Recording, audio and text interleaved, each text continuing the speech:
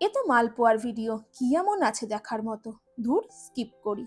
আরে দাঁড়াও দাঁড়াও, স্কিপ করার আগে জেনে তো নাও, আমি আমের মালপোয়া বানিয়েছিলাম কিছুদিন আগে, আর তারই ভিডিও তোমাদের সাথে শেয়ার করছি। জানি মার্কেটে আম এখন অনেকটাই কমে গেছে, কিন্তু তাও যতদিন আছে তার মধ্যে একদিন টাইম বের করে এই রেসিপিটা ট্রাই করেই দেখো। ওপর থেকে ক্রিস্পি আর ভেতর থেকে ভীষণ সফট, আর তার সাথে আমের ফ্লেভার এই মালপোয়ার স্বাদকে অনেক গুণ বাড়িয়ে দেয়।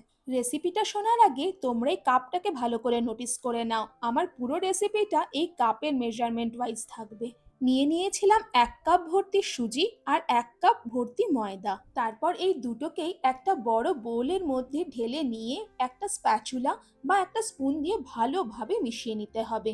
এবার হাফ টিস্পুন নুন অ্যাড করে সবকিছু ভালোভাবে মিক্সড করে নিয়ে অ্যাড করতে হবে 1 কাপ দুধ, যেটা আগে থেকে গরম করে ঠান্ডা করে নিয়ে রুম টেম্পারেচারে নিয়ে আসতে হবে। দুধ কিন্তু এখানে একবারেই ঢেলে দিলে চলবে না, অল্প অল্প করে দুধ অ্যাড করতে থাকতে হবে আর স্প্যাচুলা দিয়ে একটু একটু করে মিক্স করতে থাকতে হবে। তো আমি এখানে মোটামুটি এই মিশ্রণটাকে পুরোপুরি একটা ব্যাটারে নিয়ে আসার জন্য, যেরকম মালপোয়ার ব্যাটার দরকার পড়ে সেটাকে আনার জন্য আমার এখানে কিন্তু 2.5 কাপ মতো মিল্ক লেগেছিল। আমি সেটাকে কিন্তু একবারে মোটেই দিইনি, একটু একটু করে অ্যাড করেছি আর একটু একটু করে মিশ্রণটাকে মিক্সড করতে থেকেছি। তাতেই সেটার পুরোপুরি মালপোয়ার মতন ব্যাটার হবে। এবার এই ব্যাটারটাকে একটা ঢাকা দিয়ে মিনিমাম 1 ঘন্টার জন্য রেস্ট করতে দিতে হবে, যাতে সুজিটা ভালো করে ফুলে যায়। একটা বড় পাকা আমকে পিস পিস করে কেটে মিক্সার গ্রাইন্ডারে পিউরি বানিয়ে নিতে হবে, একদম জল ইউজ না করে। আমাদের এখানকার আমগুলো একটু মিষ্টিটা কম বলে আমি একটু চিনি ব্যবহার করেছিলাম। তোমরা চাইলে চিনি ব্যবহার নাও করতে পারো যদি আম ভালো মিষ্টি হয়। তারপর সেই আবার একই প্রসেস, আমের পিউরিটাকে সেই ময়দা আর সুজির ব্যাটারের মধ্যে দিয়ে দাও আর সেটাকে ভালোভাবে আবার মিক্স করতে থাকো। আগেই বলেছিলাম না আমার এই ব্যাটারের জন্য 2.5 কাপ মতো দুধ লেগেছে, তাই 2 কাপ দুধ আমি আগে ব্যবহার করেছিলাম। এখন আমি আরো হাফ কাপ দুধকে ব্যবহার করলাম। 1 টেবিল স্পুন মৌরি অ্যাড করে একটা স্প্যাচুলা দিয়ে ব্যাটারটাকে কিছুক্ষণ মিক্স করতে থাকলাম। একটু হাতে টাইম নিয়ে ব্যাটারটাকে মিক্সড করতে পারলে একটা এয়ার সার্কুলেট হয়, আর তাতে মালপোয়াটা ওপর থেকে বেশ ক্রিস্পি হয়, ভেতর থেকে সফট হয়। ব্যাটারের কনসিস্টেন্সিটা ঠিক এই রকম রাখার জন্য তোমরা দুধের পরিমাণটাকে একটু অ্যাডজাস্ট করে নিও। এবার একটা প্যানকে ওভেনে বসিয়ে তেলের দিকে একদমই না তাকিয়ে হাফ বোতল তেল প্যানে ঢেলে দাও। একটু মজা করছিলাম আর কি। যাই হোক, মালপোয়া বানানোর জন্য এইরকম একটা হাতা ইউজ করতে হবে, আর গ্যাসের ফ্লেম যেন একদম লোতে থাকে। অল্প একটুখানি ব্যাটার একটু দিয়ে দেখে নিতে হবে মালপোয়া ভালো ফুলছে কিনা।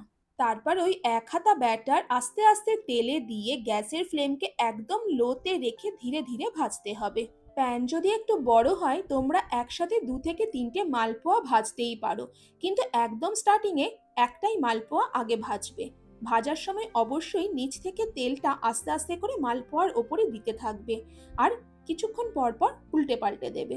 দেখো মালপোয়াটা কি সুন্দর ফুলেছে, ভীষণ সফট হয়েছিল ভেতর থেকে, আর ওপরটা ছিল বেশ ক্রিস্পি। একটা মালপোয়া ভেজে নেওয়ার পর যখন আমি দেখলাম শেপটা ঠিকই হচ্ছে, তারপরে আমি একসঙ্গে 3টে, কোথাও কোনো কোনো সময় 4টে মালপোয়া ভাজতে শুরু করলাম। এইরকম ফেনা হয়ে গেছে দেখে একদমই ঘাবড়ে যেও না কিন্তু। এবার আমি যে হোয়াইট অয়েলটা ইউজ করেছি সেটা হচ্ছে সোয়া অয়েল।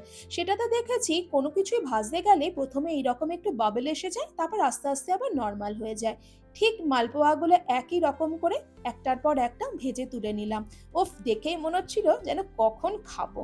আর সাথে বানিয়েছিলাম কেসার রাবড়ি, যার রেসিপি আমার ইউটিউব চ্যানেলে আগে থেকেই পোস্ট করা আছে, তোমরা চাইলে একবার দেখে নিতে পারো। ওপর থেকে পিস্তা কুচি ছড়িয়ে এই আমের মালপোয়া যখন তুমি তোমার প্রিয়জনকে সার্ভ করবে আর সে যখন খেয়ে খুব ভালো ফিডব্যাক দেবে, প্লিজ আমার কথাটা একটু মনে করো আর চ্যানেলটা সাবস্ক্রাইব করো, আর ভিডিওটা লাইক শেয়ার করতে ভুলো না। আজকের মতো তাহলে টাটা।